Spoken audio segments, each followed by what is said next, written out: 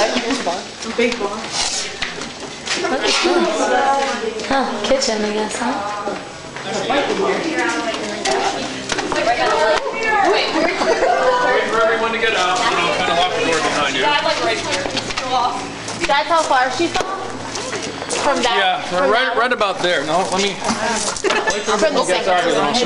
Elaborate. From the second one, right? Oh, that's where she fell. I feel like I've survived. Right. Where's that one, right? She did a swan dive. The video showed that like on the ground. It's a memorial. I should see them both. I don't like I'm standing right here. I don't believe it's what she brings. Tell them wake up. Excuse me.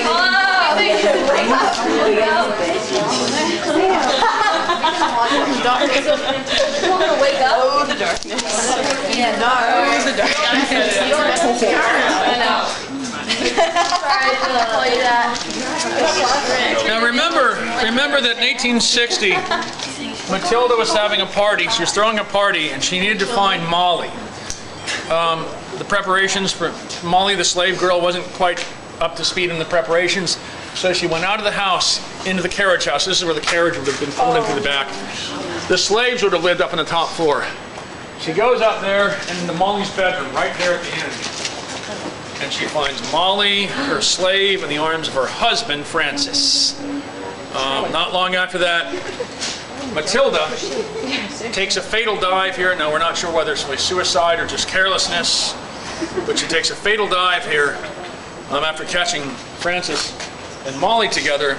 And 2 weeks later, Molly's found hanging dead from a rafter up there in her own bedroom. Not really sure. At first, it was ruled suicide.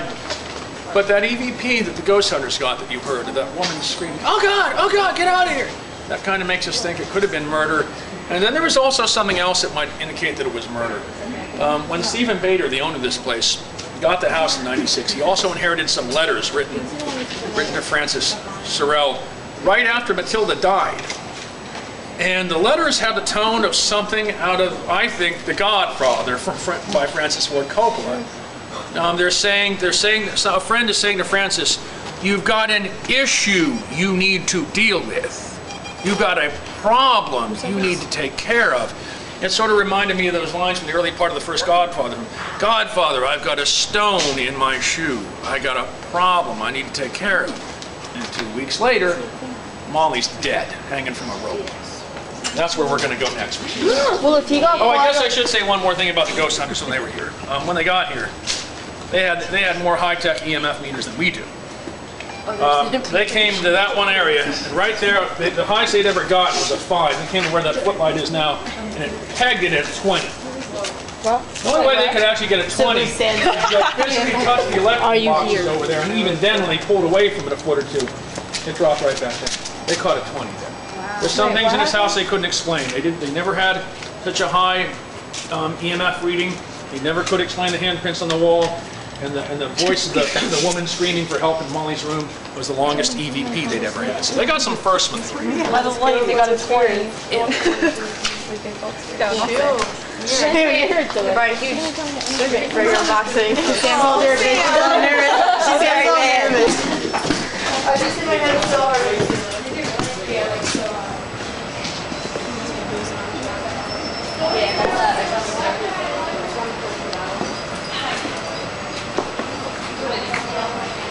I go Moon River Brewery next. Wait, I don't know if we walk out. I think we go this way. Yeah, you need a product thing.